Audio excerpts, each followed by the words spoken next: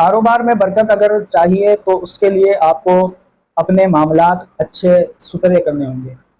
देखें, अल्लाह पाक ने आपको अपना कारोबार दिया है तो ये अल्लाह पाक की आप पर रहमत है, अल्लाह की आप पर करम नवाजी है कि उसने आपको अपना कारोबार दिया है, किसी सेठ की नौकरी पे आपको नहीं लगाया। वरना जो लोग नौकरियां करते हैं उनसे आप पूछें उनका क्या हाल होता है। लेट जाने पे पैसे कटते हैं, छुट्टी करने पे पैसे कटते हैं, और तरह तरह की उनके साथ आजमाइशें होती हैं कि सेठ लोग उनसे वो काम भी करवाते हैं जो उनके काम नहीं होते, और वो इस चक्कर में वो काम करते हैं कि यार हमने इस काम का मना किया तो हमारा सेठ हमें नौकरी से निकाल देगा, फिर हमारे छोटे छोटे बच्चे हैं, घर वाले हैं, उनका पेट हम किस तरीके से पालेंगे। तो इस डर की वजह से बेचारे नौकरी करते रहते हैं, जी हुजूरी करते हैं, सेठों की हाँ में हाँ मिलाते हैं। सारे सेठ ऐसे नहीं होते जो अपने वर्कर्स को तंग करें, बहुत सारे सेठ ऐसे होते हैं जो अच्छे होते हैं, अपने मुलाजमीन का बड़ा ख्याल रखते हैं। और हमें कुरान और हदीस में भी यही सिखाया है कि अपने मातहतों का ख्याल रखा जाए। तो मामलात आप अपने सही करेंगे ना, अगर आप अपना कारोबार कर रहे हैं तो झूठ से काम लेना छोड़ दें।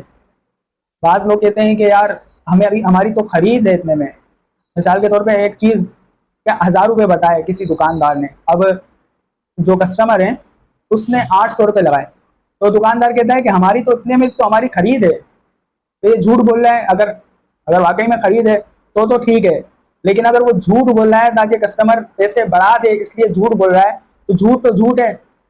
तो झूठ की वजह से आपके कारोबार में बेबरकती हो सकती है। इसी तरह अगर कोई कपड़े का काम करता है, अब कपड़ा है चाइना का और वो कह रहा है कि भाई ये तो थाईलैंड का कपड़ा है, ये तो जर्मनी का कपड़ा है, ये फलाना जगह का कपड़ा है, तो भाई अगर चाइना का कपड़ा है ना तो आप चाइना का ही बता के बेचें। अल्लाह पाक चाहेगा तो आपका कारोबार चलता रहेगा।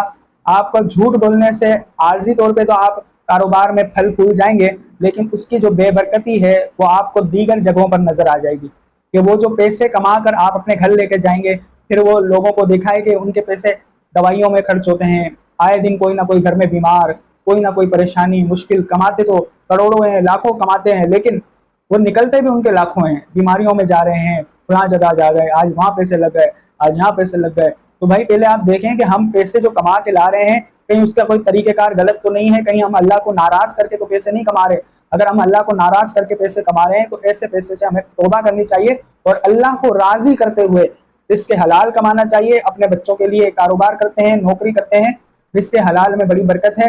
झूठ और जितने भी धोखाबाजी जो भी गुनाह के काम है उनसे बचते हुए आप रोजी कमाएं, अल्लाह पाक बेशुमार बरकतें आपको अता फरमाएगा।